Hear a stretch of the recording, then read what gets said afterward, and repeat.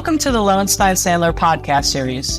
I'm Lynda Bennett, chair of the Insurance Recovery Group at Lowenstein Sandler. Before we begin, please take a moment to subscribe to our podcast series at lowenstein.com/podcast or find us on Amazon Music, Apple Podcasts, Audible, iHeartRadio, Spotify, SoundCloud, or YouTube. Now, let's take a listen.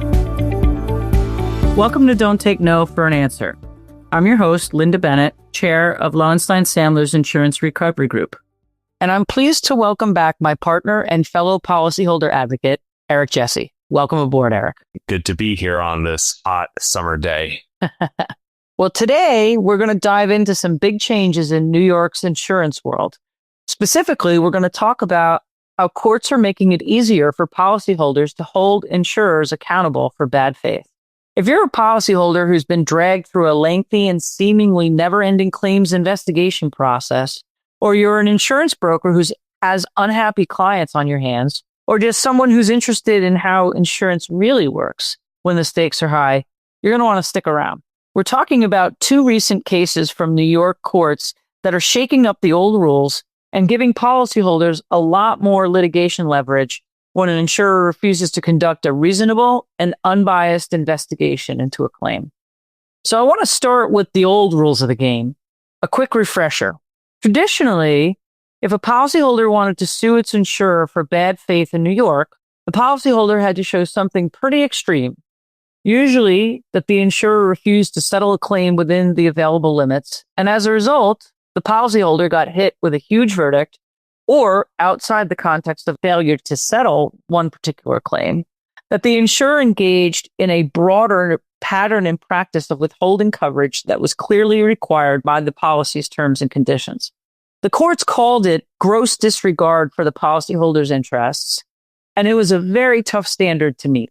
Most bad faith cases fizzled out unless the insurer's conduct was really egregious and the factual proofs were substantial. Yeah. So today, Eric, I want to kick it over to you to talk about the first case.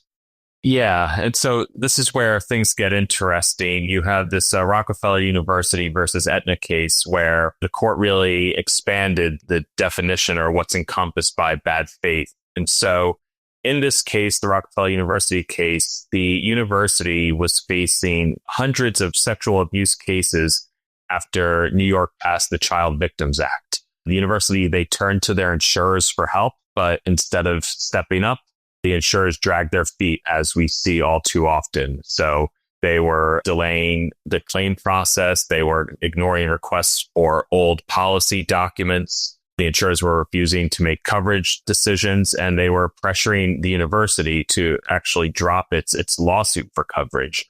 And, the court did not buy any of the insurers' excuses here. The judges said, look, bad faith isn't just about the narrow situation of refusing to settle.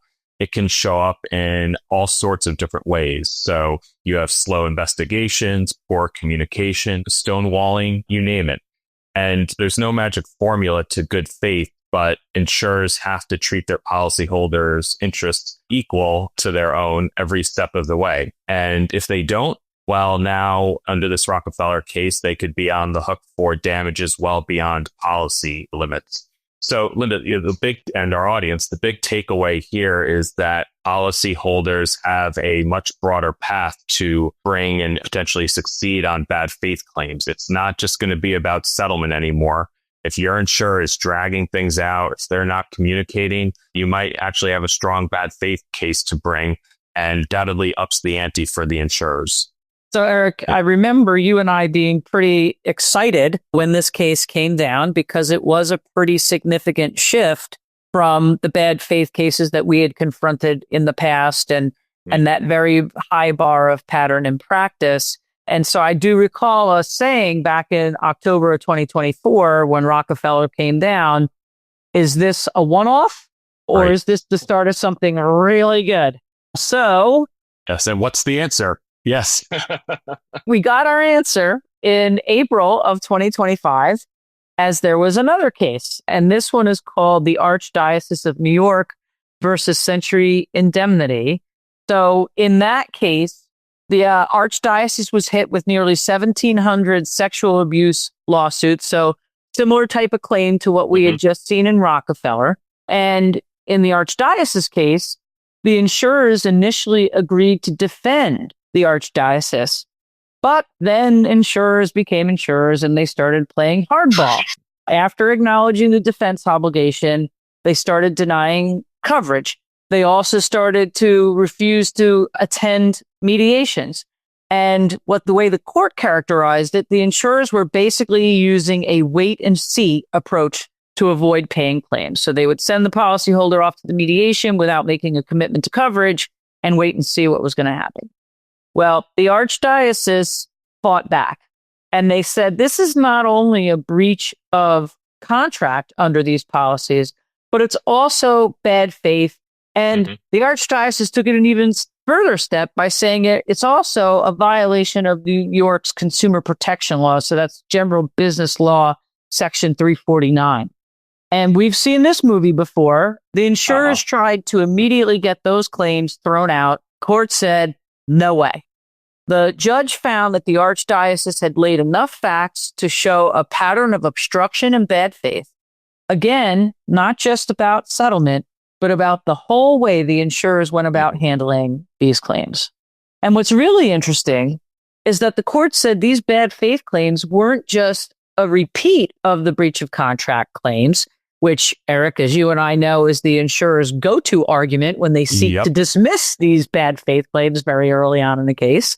And fortunately, in the archdiocese case, the court recognized that the bad faith claim was based on different facts and sought different damages, and this is where some of the game changing starts to come in. The attorney's fees to pursue your coverage are now going to be on the table when they're caused by the insurer's delaying tactics. And also, and this was another really important takeaway from the archdiocese case, the court said that when insurers use these standard form policies, these CGL policies that were at issue in that case and many others that we deal with, their conduct can be challenged even under those consumer protection laws that archdiocese cited, not just contract law. So that was pretty big news. Yeah. And so it's good to see that this isn't a one-hit wonder, that we have these two cases and maybe there will be more coming. But Lynda, what's the bottom line here? What does this mean for our listeners and for policyholders in general? Well, as you said, Eric, the fact that Rockefeller is not a one-off, and we're starting to see the timing of these two cases, I think is significant. It's starting to show a trend that insurers are going to be held accountable for bad faith in New York. And there are steps that you need to take as a policyholder so that bad faith, which used to be a dead letter, can now actually be a significant litigation lever. And so in order to be in a position to exert that leverage, here's the kind of things that policyholders need to do. First, they need to keep careful records of every interaction that they have with their insurers, emails, phone calls. Take notes when you're doing the phone calls, because that's where we start to get into trouble on what is the evidence that you're going to be able to present at trial of the bad faith when you're relying on people's memories. So take the notes, document. Also, don't just focus on whether your insurer is settling the claims. That one of the really big themes out of both Rockefeller and the archdiocese is courts are starting to look carefully just about how the carrier is going about their business of, are they conducting a prompt claims investigation? Are they clearly communicating their coverage positions along the way? Are they simply throwing up roadblocks, dragging their feet through never-ending information requests? All of that conduct, which many of our clients have experienced every day on every one of the claims that we handle, these cases now stand for the proposition that shouldn't be business as usual, and courts are going to be willing to look at it. So if your insurer is playing games, take a look at this, because you might be able to recover even more than just the policy limit. You can get those attorney's fees that you're incurring to secure the coverage that policyholders entitled to. You can get potentially punitive damages. And if the insurer's failure to pay that money on your behalf promptly leads you to miss investment opportunities, or You have consequences that flow from not having that cash in the door. All of those kinds of damages are now on the table as a result of these two decisions.